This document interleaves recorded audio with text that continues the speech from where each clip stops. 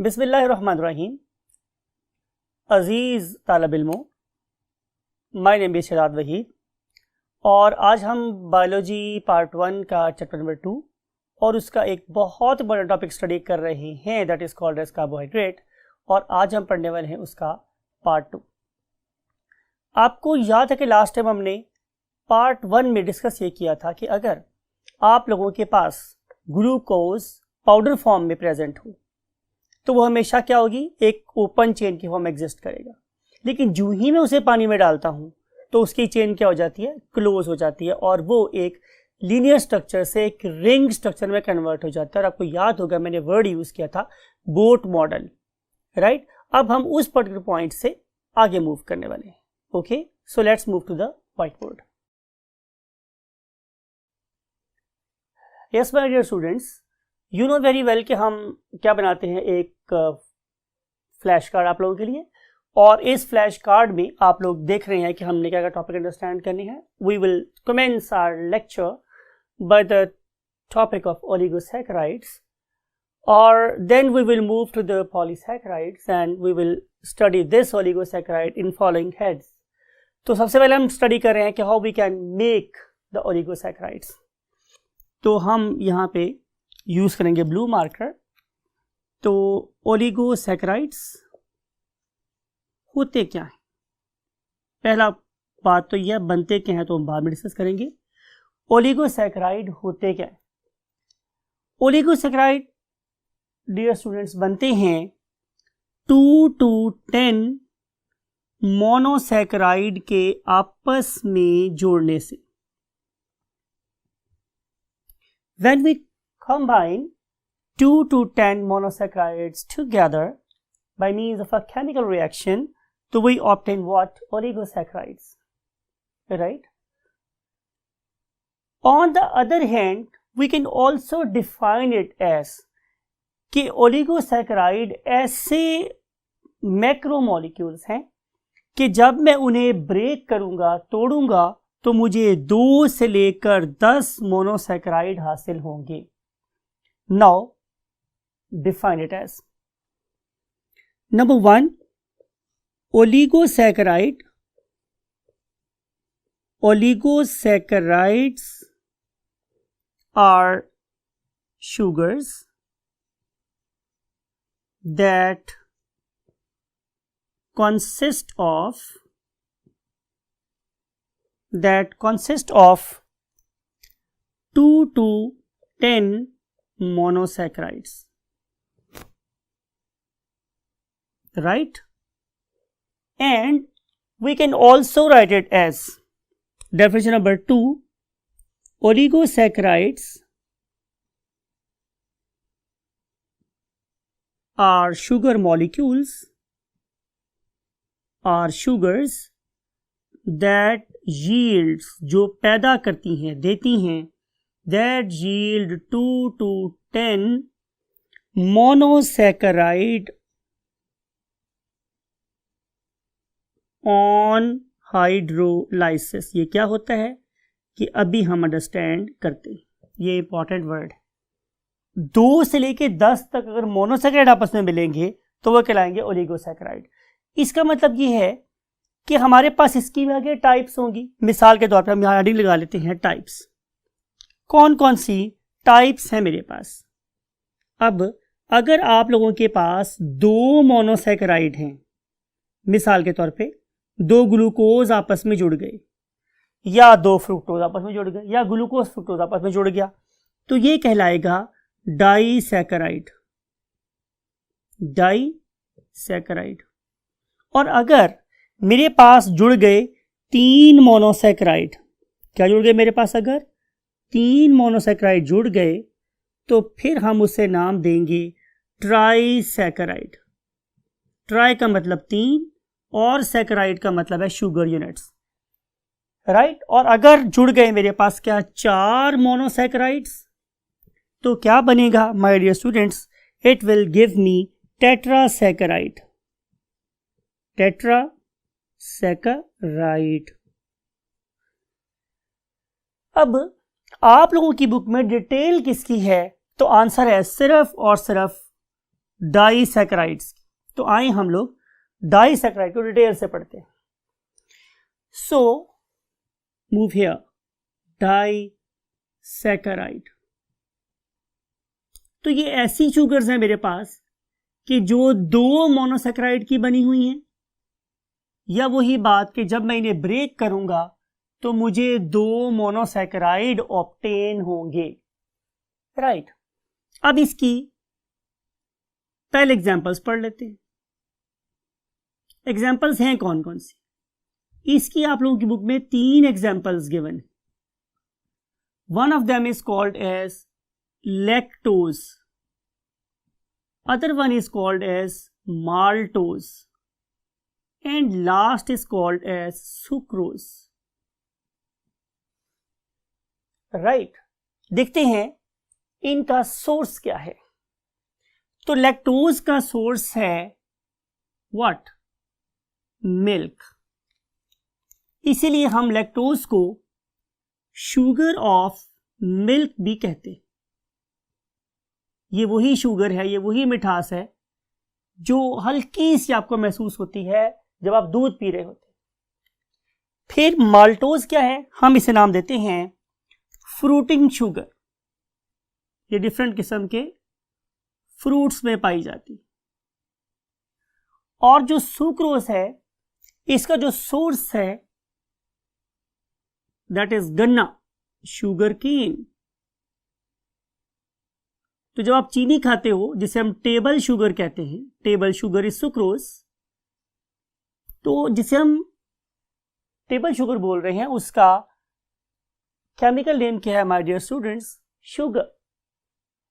Now what is our next task? वो ये है कि मुझे इनके जो कंपोनेंट्स हैं, मींस कि किस किस मोनोसैकेराइड के आपस में मिलने से बना हुआ है, वो मुझे यहां अंडरस्टैंड करना है। आप लिख लीजिए यूं ऐसे, MS1 मीन मोनोसैकेराइड नंबर 1, और यहां लिखिए मोनोसैकेराइड नंबर 2। तो आप ये ऑब्जर्व करेंगे माय डियर स्टूडेंट्स कि तीनों केसेस में, मीन इसके केस में भी ग्लूकोज इस्तेमाल हो रहा है, इसके केस में भी ग्लूकोज इस्तेमाल हो रहा है, और इसके केस में भी ग्लूकोज ही इस्तेमाल हो रहा है। तो तीनों में एक बात कॉमन है कि पहला मोनोसैकेराइड ग्लूकोज ही होगा, लेकिन जो दूसरा मोनोसैकेराइड है, ये क्या है? दूसरा मोनोसैकेराइड इसमें इस्तेमाल होता है गैलेक्टोज। माल्टोज में इस्तेमाल होता है एन अदर ग्लूकोज, और सुक्रोज में इस्तेमाल होता है क्या? Fructose, right. लेकिन अगर मैं ग्लूकोज और गैलेक्टोज को साथ साथ रख दूं तो क्या लैक्टोज बन जाएगा? तो answer is no. We have to combine them chemically, we have to join them through covalent bonds। आए देखते हैं नेक्स्ट पॉइंट की तरफ कि how we can make what oligosaccharides और simply disaccharides। तो हम लिख रहे हैं यहां पे टॉपिक मेकिंग ऑफ डाइसैकेराइड्स, और जिस तरह डाइसैकेराइड बनते हैं उसी तरीके से बाकी ओलिगोसैकेराइड्स भी बनते हैं। तो मैं लिख रहा हूं स्लैश ओलिगोसैकेराइड, राइट। अब फर्ज कर लेते हैं कि ये आप लोगों के पास एक ग्लूकोज है, C1, C2, C3, C4, C5 and C6 was protruding out of the paper. ये पेपर में से बाहर निकला हुआ था। मैंने आपको कश्ती और उसके ऊपर लगे हुए बात पैमा की एग्जाम्पल दी थी। यहां पे क्या प्रेजेंट है my dear students? One of them is H and other one is OH, right. अब यहां पे मैं क्या कर रहा हूं? यहां पे मैं एक और ग्लूकोज लग रहा हूं। For example C1, C2, C3, C4, C5 and C6 is coming out of the plane. ये प्लेन में से बाहर आ गया। अब गौरतलब बात स्टूडेंट्स ये है कि इस कार्बन का नंबर क्या है? 1, इसका नंबर क्या है? 2, इसका नंबर क्या है? 3, इसका 4, इसका 5, और ये जा रहा है 6 जो पेपर से बाहर निकला हुआ है। Same is the case here कि यहां पर क्या प्रेजेंट है? 1, यहां पे 2, यहां पे 3, यहां पे 4 और यहां पे 5 और वो वाला 6। इस कार्बन नंबर 4 के ऊपर प्रेजेंट है वही चीज जो इसके कार्बन नंबर 1 पे प्रेजेंट है, मींस OH। राइट। अब जो ही ये दोनों OH एक दूसरे के सामने आते हैं तो ये वाटर को एलिमिनेट करवा देते हैं। कैसे? ये डोनेट करेगा फॉर एग्जांपल अगर H, राइट, तो ये डोनेट कर देगा क्या? OH, right. तो दोबारा देखते हैं कि इसने क्या लूज किया? H, इसने क्या लूज किया? OH, तो H2O वाटर एलिमिनेट हो गया। तो वाटर के एलिमिनेट होने के बाद जरा बात को गौर से देखें कि एक इलेक्ट्रॉन इस कार्बन के पास फारिग है और एक इलेक्ट्रॉन इस ऑक्सीजन के पास फारिग है। तो ये क्या करेंगे कि ये दोनों आपस में जुड़ जाएंगे through this oxygen, being oxygen bridge. और हम इसको लिखते कैसे हैं? इसको हम शो करते हैं ऐसे, इसको हम शो करते हैं स्टूडेंट्स ऐसे, समथिंग लाइक इट। अब ये जो बॉन्ड बना है, दिस वन, जिसको मैं मोटा कर रहा हूं, ये वाला बॉन्ड, ये इसने इस ग्लूकोज मॉलिक्यूल को इस ग्लूकोज मॉलिक्यूल से जोड़ दिया था, लिहाजा ये है न्यूली फॉर्म्ड कोवलेंट बॉन्ड है। तो ये कोवलेंट बॉन्ड, क्यों बोल रहा हूं कोवलेंट बॉन्ड? बिकॉज के इक्वल शेयरिंग ऑफ इलेक्ट्रॉन हुई है। अगर ये हाथ मेरा है और ये वाला हाथ आप लोगों का है तो हमने शेक हैंड कर लिया। शेक हैंड कैसे हुआ? एक हाथ आपका और एक हाथ मेरा, ये भी कोवलेंट बॉन्ड है। अब अगर एक इलेक्ट्रॉन ये डोनेट कर रहा है और एक इलेक्ट्रॉन ये डोनेट कर रहा है तो भी शेक हैंड हो रहा है, because equal sharing of electron is called as covalent bond. ठीक है। अब ये जो कोवलेंट बॉन्ड मेरे पास बन गया, हमने इसको कार्बोहाइड्रेट की इज्जत में एक नाम दिया। वो नाम क्या था? Glycosidic bond. क्या नाम है स्टूडेंट्स? Glycosidic bond. ठीक। अगर यहां पे 2 यूनिट्स हुए तो कहलाएगा क्या? डाइसैकराइड। और अगर मैं इसके आगे ऐसा ही एक और बॉन्ड बना दूं, ये वाला, तो सारे बन जाएंगे ट्राइसैकराइड्स। एक और जोड़ दूं टेट्रासैकराइड, एक और जोड़ दूं पेंटासैकराइड। तो मैंने आपसे कहा था कि जैसे ये बॉन्ड बनेगा वैसे ही बाकी बॉन्ड बनते चले जाएंगे, लेकिन जुड़ेंगे कहां तक? सिर्फ 10 तक। तो अगर 2 से लेकर 10 तक मोनोसैकराइड आपस में जुड़ गए तो ये कहलाएंगे क्या? ओलिगोसैकराइड। अब आते हैं इस प्रोसेस का नाम क्या है। जिस प्रोसेस में कोवलेंट बॉन्ड बना, जिस प्रोसेस में ग्लाइकोसिडिक बॉन्ड बना, राइट, दोनों एक ही बात है, उस वाले केस में हमने लूज किया वाटर को। तो जब मैं एक वाटर को लूज करता हूं तो प्रोसेस कहलाता है क्या? Condensation reaction. Condensation reaction. So as a result of condensation reaction, we can combine 2 monosaccharides together. Right. अब अगली बात चलते हैं, how we can break it. ये तो था for making of what? covalent bonds, making of disaccharides और oligosaccharides. अब हम इसकी breaking की बात करते हैं। How we can break it? Breaking of glycosidic bond. इसको समझने के लिए स्टूडेंट्स हम एक जनरल लाइफ की एग्जांपल का सहारा लेते हैं। एनर्जी यूज कर रहे हैं हम लोग। आप लोगों ने और मैंने मिलकर एक पेन खरीदा फॉर एग्जांपल, इसमें 50 रुपए आपके थे, से 50 रुपए मेरे थे, या 500 आपके थे, 500 मेरे थे फॉर एग्जांपल, या 50,000 आपके थे, 50,000 मेरे थे। मिसाल ले ली मैंने, कोई भी मीन टू से हमारा इक्वल शेयरिंग से हमने एक बिजनेस किया, एक चीज खरीद ली हम लोग। अब अगर हम इस पर्टिकुलर चीज को बेचना चाह रहे हैं किसी बंदे को, या कोई बंदा हम में से लेना चाह रहे, तो क्या करेंगे? हम अपने अपने पैसे दूसरे बंदे को लौटा देंगे, तो ये चीज किसी को बेची जा सकती है, राइट। तो same is the case here. अगर हमने ये वाला बिजनेस या ये वाला बॉन्ड खत्म करना है तो क्या करो? जो चीज यहां से निकाली थी, मीन टू से अगर 50 रुपए अपनी पॉकेट से निकाले थे, 50 रुपए मेरी पॉकेट से निकाले थे, या 100 आपने निकाला था, 100 मैंने निकाला, तो क्या करो? वापस लौटा दो। जब ये चीज वापस लौट जाएगी तो जाहिर है बॉन्ड खत्म हो जाएगा। Same is a case here. अगर मैंने जो OH यहां से निकाला था वो इसको लौटा दूं, राइट, और जो H मैंने इसको दिया था, सॉरी इससे लिया था, वो मैं इसको लौटा दूं। इससे मैंने क्या लिया था? OH, इससे क्या लिया था? H। अगर मैं इसको ये चीज दोबारा लौटा दूं वापस तो जाहिर है ये वाला बॉन्ड क्या हो जाएगा? ब्रेक हो जाएगा। So I am going to break the bond by the addition of water. मैं वाटर को ऐड करके ये बॉन्ड ब्रेक कर सकता हूं। So this process is called as hydrolysis. Break करके बोल रहा हूं hydrolysis. Hydro means water and lysis means break down. Hydro का मतलब हो गया व्हाट, वाटर, और लाइसिस का मतलब हो गया ब्रेक डाउन।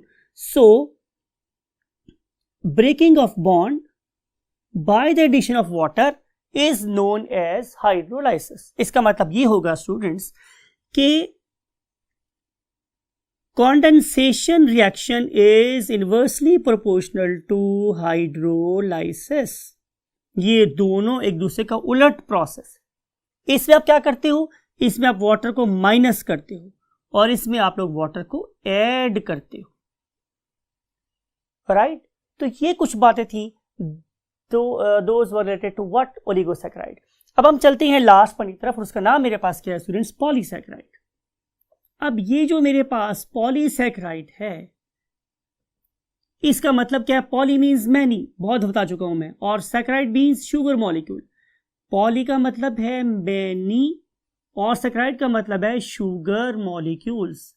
तो जब मैं बहुत सारे शुगर मॉलिक्यूल्स को आपस में जोड़ दूंगा तो बन जाएगी क्या, पॉलीसैकेराइड। या जब मैं किसी शुगर मॉलिक्यूल को जब मैं किसी शुगर मॉलिक्यूल को तोड़ूं और उसको तोड़ने के रिजल्ट में मुझे लाखों हजारों मॉलिक्यूल्स कॉन्स्टिट्यूट हो मोनोसैकेराइड्स, तो मैं बोलूंगा कि ये पॉलीसैकेराइड है, राइट।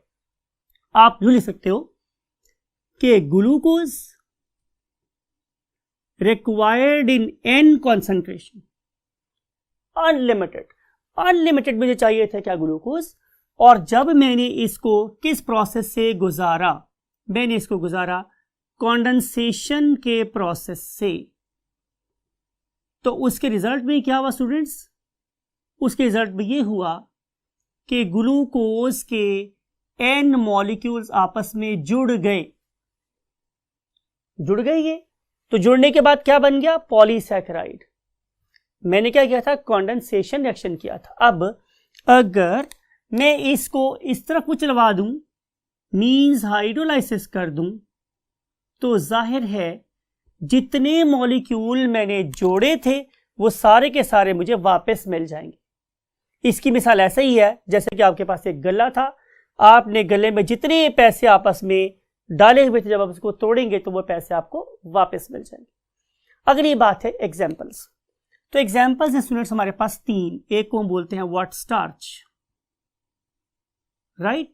दूसरे एग्जाम्पल को हम बोलते हैं व्हाट, ग्लाइकोजन। डेलिबरेटली लिख रहा हूं रेड से, ग्लाइकोजन। और जो लास्ट है उसका नाम है व्हाट, सेलुलोज। तो ये तीन हमारे पास इसकी एग्जाम्पल है, सेलुलोज, राइट। स्टार्च की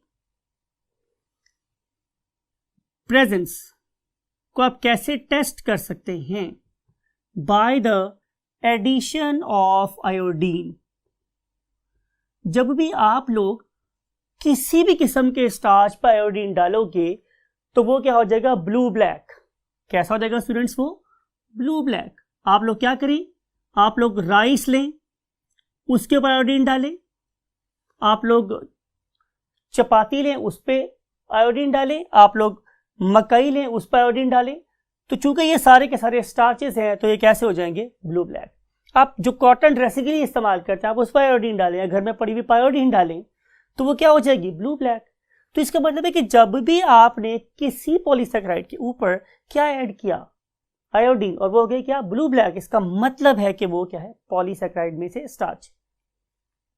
अगली बात कि स्टार्च की मेरे पास कितनी टाइप्स हैं, स्टार्च की मेरे पास 2 टाइप्स हैं, राइट। उनमें से एक को हम लोग नाम देते हैं एमाइलोजिस, और दूसरे को हम नाम देते हैं क्या, एमाइलोपेक्टिन्स,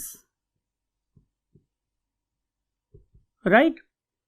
अब इन दोनों में क्या फर्क है, फर्क ये है कि जो एमाइलोजिस हैं ये स्ट्रेट चेन मॉलिक्यूल्स,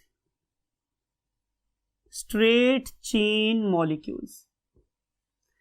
लेकिन अगर मैं एमाइलोपेक्टिन की बात करूं तो ये branched chain molecules, branched chain molecules, right. ये आपने बात अंडरस्टैंड कर ली कि जब भी मैं स्ट्रेट चेन बनाना चाहता हूं तो मैं एक मोनोसैकेराइड को दूसरे मोनोसैकेराइड के साथ जोड़ता हूं। किस पोजीशन से students? Very rightly said, 1,4 position से। यानी कि इसका कार्बन नंबर 1 और अगले का कार्बन नंबर 4 क्या बनाता है? Glycosidic bond. पहले मोनोसैकेराइड का कार्बन नंबर 1 और अगले मोनोसैकेराइड का कार्बन नंबर 4 क्या बना रहे हैं? Glycosidic bond. सिमिलरली अब ये पहला बन जाएगा तो इसका कार्बन नंबर 1 अगले के कार्बन नंबर 4 से क्या बनाएगा? Glycosidic bond, right. तो जब हमने चेन ग्रो करवानी होती है, कौन सी वाली? स्ट्रेट चेन, तो हमेशा जो बॉन्ड बनता है उसे हम बोलते हैं 1,4 लिंकेज। तो जब भी 1,4 बॉन्ड बनेगा तो क्या बनेंगे? एमाइलोसिस। लेकिन अगर आप लोगों ने ब्रांच चेन बनानी हो स्टार्चेस तो आप क्या करोगे? जरा बात को गौर से देखो। इस वाले केस में पहले नंबर पे आपको स्ट्रेट चेन बनानी है। वो स्ट्रेट चेन कैसे बनेगी? पुराना मेथड, 1 2 3 4। यहां पे ड्रॉ कर रहे हैं हम लोग क्या? 1 2 3 4 5 एंड 6 एंड 6। जाहिर है ये आपस में जुड़ेंगे 1 और 4 के थ्रू। कैसे? Bye means of glycosidic bond. यानी कि इसका कार्बन नंबर 1 अगले के कार्बन नंबर 4 से जुड़ रहा है। अब यहां पे क्या होगा? जाहिर है अब इसका कार्बन नंबर 1 अगले के कार्बन नंबर 4 से लिंक हो रहा होगा। ये कॉमन सेंस वाली बात है। लेकिन जब मैं डेवलप करना चाहता हूं साइड चेन, तो तब मुझे क्या करना पड़ता है? तब मुझे इस कार्बन नंबर 6 के साथ, कार्बन नंबर 6 के साथ जोड़नी पड़ती है अगले कार्बन की कार्बन 1। तो इस वाले केस में नॉट ओनली मेरे पास 1,4 लिंकेज होती है बल्कि मेरे पास 1,6 लिंकेज भी होती है। तो 1,4 और 1,6 लिंकेज कैसे बनेगी? दोबारा बात को गौर से सुने। जब मैंने चेन को बिल्कुल सीधा बनाना होगा तो मैं 1,4 लिंकेज करूंगा। लेकिन जब मैंने चेन बनानी होगी कैसी? मैंने बनानी होगी ब्रांच, तो फिर मैं 1,6 लिंकेज करूंगा। तो ये दो किस्म के लिंकेज रिजल्ट में क्या बन जाते हैं? एमाइलोपेक्टिन्स। ये आसानी से सॉल्युबल होता है जबकि थोड़ा कम सॉल्युबल होता है, राइट। ये आम वाटर में भी हल हो जाता है जबकि इसको हल करने के लिए थोड़ा सा वाटर को गर्म करना पड़ता है। तो ये है दोनों में डिफरेंस। लेकिन जहां तक ताल्लुक है टेस्ट का, तो चाहे मेरे पास एमाइलोसिस हो चाहे मेरे पास एमाइलोपेक्टिन हो, दोनों ही आयोडीन के साथ ब्लू ब्लैक कलर देंगे। पाए कहां जाते हैं? सारी किस्म की अनाज में, जैसे मैंने बोला मकई, चावल, गंदम, मैदा, ये सब चीजों में जो चीज पाई जाती है उसका नाम क्या है? मेरे पास स्टार्च। यानी कि आप बन खाएं, डबल रोटी खाएं, नान खाएं, चपाती खाएं, खबीर रोटी खाएं, everywhere you will find word starch. अब हम चलते हैं सेकंड टाइप की तरफ। उसका नाम क्या है? ग्लाइकोजन। ये मैंने जाल के लिखा हुआ है ग्लाइकोजन। किससे? रेड से। बिकॉज कि जब आप ग्लाइकोजन को आयोडीन के साथ ट्रीट करते हो तो क्या बन जाता है? Red colour. क्या बन जाता है स्टूडेंट्स? Red colour. कोई बंदा आपसे पूछे कि ग्लाइकोजन किसका बना हुआ है तो आप बोलेंगे कि glycogen is a polymer of glucose. ये भी ग्लूकोज का ही बना हुआ है। Then it is a branch structure. ये एक ब्रांच स्ट्रक्चर है लाइक एमाइलोपेक्टिन। लेकिन फर्क क्या है कि बनेंगे 1,4 स्ट्रक्चर है लाइक एमाइलोपेक्टिन। लेकिन फर्क क्या है कि बनेंगे 1,4 और 1,6। अगली बात कि जो ग्लाइकोजन है ये स्टोर कहां होता है? It stores in liver and muscles. जितना आप लोगों के मसल्स में ग्लाइकोजन ज़्यादा होगा उतना ही आप लोगों का स्टेमिना ज़्यादा होगा, राइट? ये स्टोर्ड एनर्जी है. And now we want to move to the next topic that is called as cellulose. अब again number 1, cellulose is present only in plants. ये सिर्फ और सिर्फ प्लांट्स में होता है. कोई बंदा आपसे पूछे कहाँ, तो आप बताएंगे इन सेल वॉल. ये सेल वॉल बनाने में इस्तेमाल होता है. सिर्फ प्लांट में होता है, एनिमल में बिल्कुल नहीं होता. अगली बात, ये किस का पॉलीमर है, तो आप बताएंगे कि it is a polymer of glucose. जैसे वॉल पॉलीमर किसका है, ब्रिक्स का. हम किसका पॉलीमर है, सेल का. तो सेलुलोज, ग्लाइकोजन और स्टार्च किसका पॉलीमर है, जाहिर है ग्लूकोज का, राइट?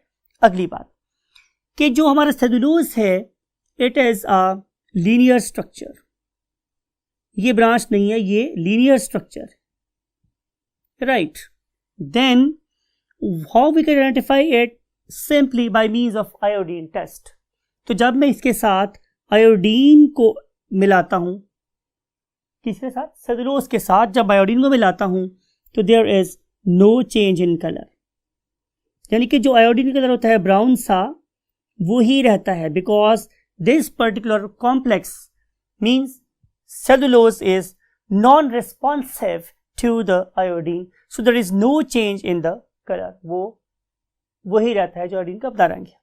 तो ये बातें हुई regarding the second part of what, carbohydrates, right? आप लोगों ने इन बातों के अलावा आपको कोई बात अगर और वैल्यूबल मिलती है, please make it part of your memory. I hope this stuff will help you to score maximum marks in your examination, and you will try to facilitate every person in your surrounding and take very good care of your great parents and of yourself. Till next lecture, thank you for listening and Allah Hafiz. Bye bye.